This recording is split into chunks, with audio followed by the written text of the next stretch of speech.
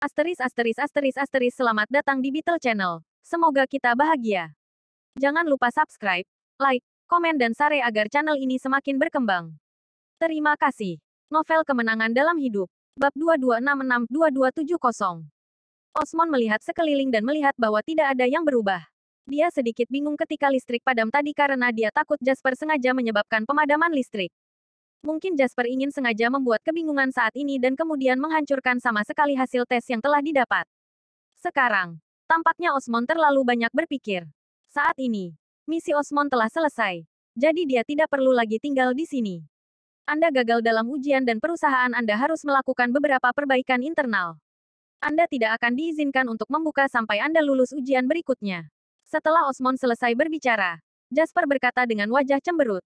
Meskipun saya baru saja mengambil alih ladang minyak ini, saya telah berbisnis selama beberapa tahun. Apakah pelanggan saya tidak tahu kualitas oli saya bagus atau tidak? Osmond tidak ingin tinggal di sini lebih lama lagi. Jadi dia buru-buru melarikan diri bersama anak buahnya. Baru setelah Osmond dan bawahannya pergi, Jasper terus berbicara.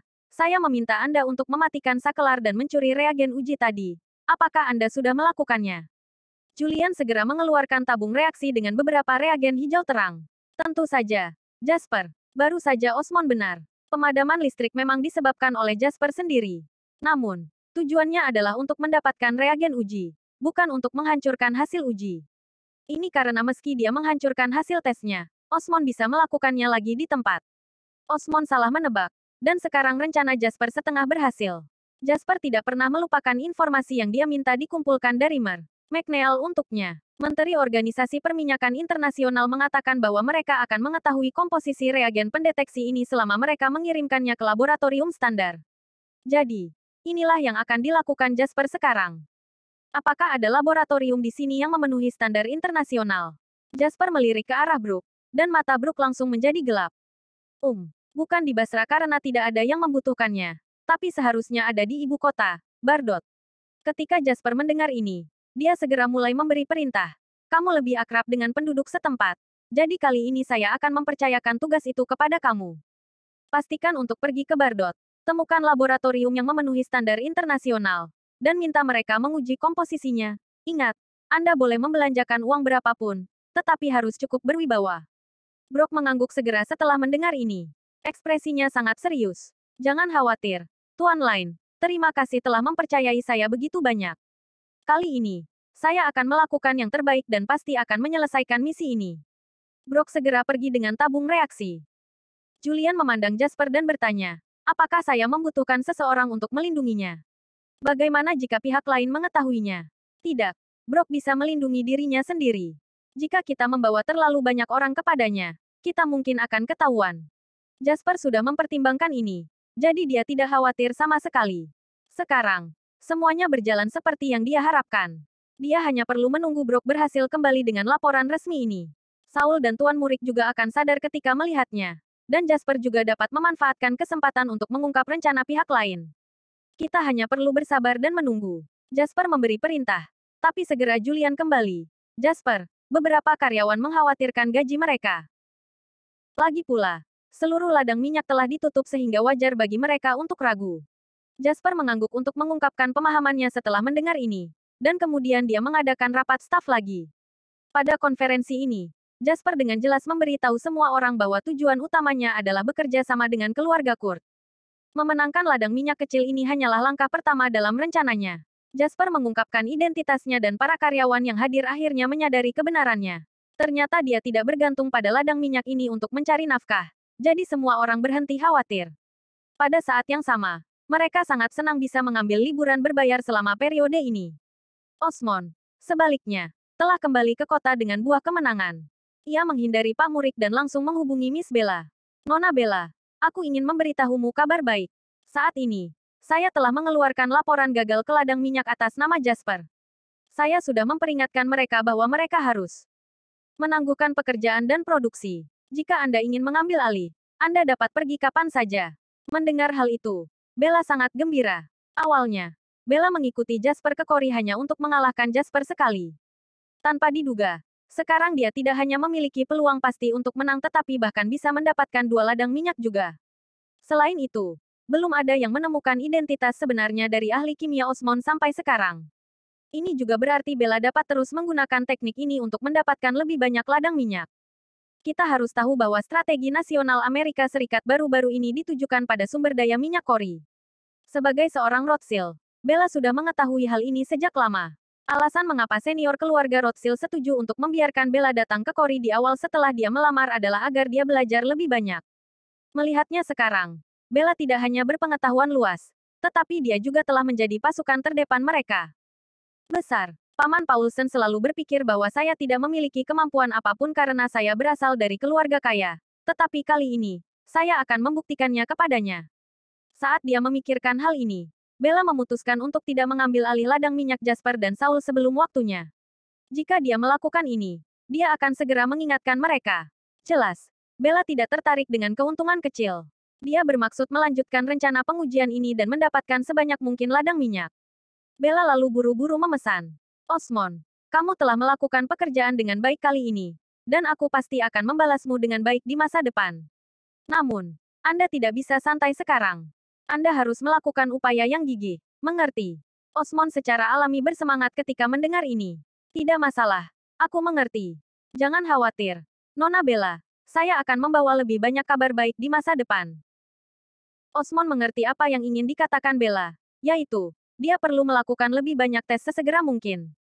Jika ladang minyak gagal dalam pengujian, mereka harus berhenti bekerja. Begitu mereka berhenti bekerja, mereka akan menghadapi tekanan yang sangat besar. Jika Bella bergerak, kemungkinan besar dia bisa membeli ladang minyak dengan harga murah. Jasper lebih pintar. Dia mengadakan rapat staf sedini mungkin untuk meredakan kekhawatiran semua orang. Sebaliknya, Saulus di sisi lain menderita. Ladang minyaknya tidak bisa beroperasi sekarang dan begitu banyak pegawainya menunggu gaji mereka. Ditambah lagi, Saul tidak menyangka hal ini ternyata menjadi label buruk yang tidak bisa ia singkirkan. Semua orang mulai memboikot semua industri Saul satu demi satu, yang membuat Saul tiba-tiba menghadapi tekanan ekonomi yang sangat besar. Hotel tertutup yang dilihat Jasper hari itu adalah pertanda kemunduran Saul. Saul sedang tidak ingin makan atau tidur akhir-akhir ini, jadi dia tampak kuyu. Dia berpikir lama, tetapi dia tidak tahu bagaimana menyelesaikan kesulitan di depannya. Saat ini, asistennya menelepon. Hei, Sohen, ada apa? Bos, datang dan lihatlah. Karyawan memulai kerusuhan. Sekarang ladang minyak sedang kacau balau, dan beberapa orang bahkan mengancam akan membakar ladang minyak tersebut. Mendengar hal itu, Saul segera berdiri. Apa? Apakah ada hal seperti itu? Sohen, bantu aku mengendalikan mereka terlebih dahulu. Aku akan pergi ke sana sekarang. Ladang minyak menjadi dasar bagi Saul untuk tinggal di Basra. Jika sesuatu benar-benar terjadi pada ladang minyak, Saul tidak akan bisa tinggal di sini lagi. Dia segera pergi ke ladang minyak. Dan benar saja, dia melihat sekelompok karyawan yang membuat kerusuhan tepat ketika dia tiba di gerbang kawasan industri. Saulus muncul di depan orang banyak. Kerumunan yang gelisah membeku sesaat dan tiba-tiba seseorang berbicara. Lihat, Tuan Jefferson ada di sini. Benar, Tuan Jefferson. Mari kita kembali bekerja atau kita tidak akan bisa lagi menyediakan makanan di atas meja. Ten. Jefferson, jika Anda tidak mengizinkan kami mulai bekerja, kami tidak akan dapat bertahan dan kami tidak akan memaafkan Anda. Semua orang jelas kehilangan kewarasan mereka saat ini. Saul juga tidak menyangka bahwa suatu saat dia akan diancam oleh anak buahnya. Namun, karena Saul datang ke sini untuk menyelesaikan masalah, dia langsung berkata dengan serius. Jangan khawatir, semuanya. Saya tidak akan menunda gaji Anda atau apapun. Dan Anda juga telah melihat apa yang terjadi. Aturan pengujian baru muncul yang mengklaim bahwa kami tidak memiliki hak untuk menjual minyak kami lagi. Kami harus menutup ladang minyak dan tidak ada cara bagi kami untuk mendapat untung. Saya juga memiliki kesulitan sendiri dalam menangani hal ini. Jelas, tidak banyak orang yang mau mempercayai Saulus ketika dia mulai mengeluh. Ten. Jefferson, berhentilah membuat dirimu terdengar menyedihkan. Kamu masih bisa makan enak setiap hari setelah melakukan itu. Tapi kami bahkan tidak bisa makan mie instan. Ya, Tuan Jefferson. Bahkan setelah menderita kerugian, orang kaya akan tetap lebih baik dari orang biasa. Tidak peduli seberapa miskinnya kamu. Kamu tidak bisa semiskin kami. Baru pada saat itulah Saul menyadari bahwa dia telah mengatakan hal yang salah. Namun, saat ini, tidak mungkin baginya untuk kembali. Saat ini, seorang karyawan lama berdiri. Ten. Jefferson. Kami sudah lama bekerja di sini dan kami tahu minyak yang diproduksi di sini lebih baik daripada di tempat lain. Pria bernama Profesor Osmond itu pasti mencoba membodohi kita kali ini. Kita tidak bisa mempercayainya. Bukankah dia mengatakan bahwa dia bisa melakukan tes lain terakhir kali? Lalu panggil dia. Jika kami lulus ujian, kami akan terus bekerja. Jika kami gagal, dia harus memberi kami penjelasan. Ketika Saul mendengar ini, dia tidak percaya. Dia sangat terkejut. Sebagai bos, dia bahkan tidak sebersemangat karyawan lama di depannya. Oleh karena itu, nafsu Saul juga tersulut saat ini. Dan dia juga berteriak. Kamu benar. Sudah berapa lama kita membangun ladang minyak dan pabrik di sini? Kita tidak perlu mengikuti saran orang ini sama sekali. Saya akan menghubungi Profesor Osmond. Omong-omong, atur seseorang untuk pergi ke kota untuk membeli senjata lagi. Saul segera memerintahkan dan anak buahnya mulai terpecah menjadi dua kelompok. Beberapa orang pergi ke pasar senjata di kota untuk membeli senjata sementara sekelompok orang lainnya menunggu di sini dan melihat Saul memanggil Tuan Murik lagi. Saul, kamu baik-baik saja. Panggilan itu berhasil. Dan Tuan Murik mulai berbasa-basi dengan Saul. Semua orang dapat melihat bahwa kegagalan ujian terakhir memberikan pukulan besar bagi Saulus. Saul segera melambaikan tangannya. Dia terlihat sangat tenang. Jangan khawatir, Tuan Murik. Saya bukan orang yang bisa dikalahkan dengan mudah. Alasan mengapa aku memanggilmu kali ini adalah karena aku siap untuk diuji lagi. Aku akan melewatkan waktu ini. Setelah mendengar hal tersebut, Pak Murik merasa lega. Dia takut Saul tidak akan pernah pulih dari kejatuhan ini. Tetapi dia tidak berharap Saul pulih begitu cepat. Oke, kalau begitu aku akan mengatur agar seseorang datang dan melakukan tes untukmu. Tuan Murik dengan cepat memberitahu Osmond berita itu. Dan dia tampak sedikit tidak sabar ketika mendengarnya. Bukannya saya tidak setuju. Tapi datang dan buktikan sendiri, Pak Murik. Daftar tersebut telah diperluas hingga mencakup lusinan ladang minyak. Kita harus selalu mengikuti aturan siapa cepat dia dapat, bukan? Alasan mengapa Osmond tidak mau pergi adalah, tentu saja, dia ingin terus mengulur waktu. Dia mengikuti perintah Miss Bella. Dan begitu ladang minyak ini menjadi sasaran, dia tidak akan mau memberi mereka kesempatan untuk kembali lagi. Karena itu, Osmond secara alami ingin menunda selama dia bisa. Namun, Osmond tidak mengetahui bahwa Tuan Murik memiliki hubungan yang sangat baik dengan Saul. Kali ini Pak Murik angkat bicara.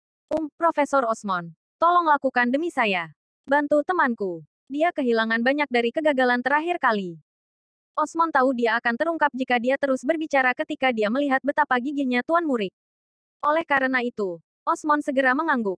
Baiklah kalau begitu. Tapi aku harus pergi nanti. Saya akan menguji orang-orang dalam daftar satu persatu di siang hari. Dan saya akan pergi ke tempat Tuan Jefferson di malam hari. Tidak masalah. Itu kesepakatan kalau begitu. Ketika Osmond setuju, Tuan Murik sangat gembira. Dia segera menyampaikan berita itu kepada Saul, yang juga berterima kasih padanya. Osmond sibuk selama sekitar 7 atau 8 jam di siang hari dan menguji total 21 perusahaan yang datang kepadanya. Pada akhirnya, Osmond telah mengeluarkan total sekitar 7 sertifikat. Sisanya semuanya tidak memenuhi syarat. Dan mereka harus kembali berhenti bekerja dan berproduksi agar bisa memperbaiki diri. Inilah yang ingin dilihat Bella. Sore itu, berita bahwa hanya sepertiga dari perusahaan yang lulus ujian telah menyebar dengan cepat. Banyak perusahaan minyak yang belum mengantre mundur saat ini. Mereka takut meskipun mereka mengantri lebih awal. Itu akan menjadi mimpi buruk bagi mereka jika mereka gagal dalam ujian. Saat semua perusahaan minyak panik, Osmond menyelesaikan semua pekerjaannya dan melaporkan kembali berita terbaru ke Bella. Nona Bella, saya telah menghapus 70% dari semua perusahaan minyak di Basra yang mendaftar untuk tes tersebut. Begitu waktunya tepat, semuanya akan menjadi milikmu. Bella tersenyum lebar. Dia tidak menyangka kemenangan akan datang begitu tiba-tiba dan mudah. Osmond, aku benar tentangmu. Beristirahatlah lebih awal hari ini dan hadiah Anda akan berlipat ganda setelah Anda berhasil. Saat ini, Osmond juga tahu untuk meminta pujian. Jadi dia pura-pura menambahkan dengan santai. Aku ingin istirahat juga.